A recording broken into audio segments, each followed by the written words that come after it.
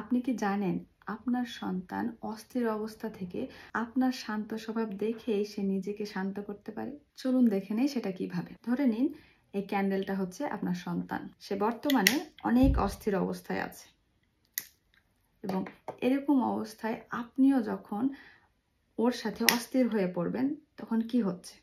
আপনাদের দুজনের অস্থিরতা অনেক বেশি বেড়ে যাচ্ছে, right?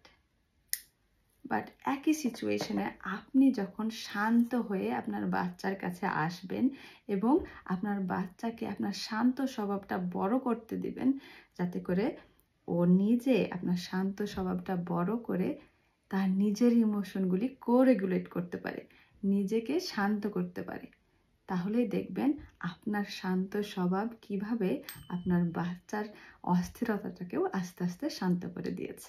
It's magic, right? So আপনার বাচ্চা যখন অতিরিক্ত অস্থির থাকবে সেই মুহূর্তে আপনি কোনোভাবেই নিজের শান্ত স্বভাবটাকে লুজ করবেন না। নিজেকে শান্ত রাখুন, যাতে করে আপনার বাচ্চা আপনার শান্ত স্বভাবটাকে বড় করে আপনার সাথে ওর ইমোশনটাকে কোরেগুলেট করতে পারে। ভালো থাকুন।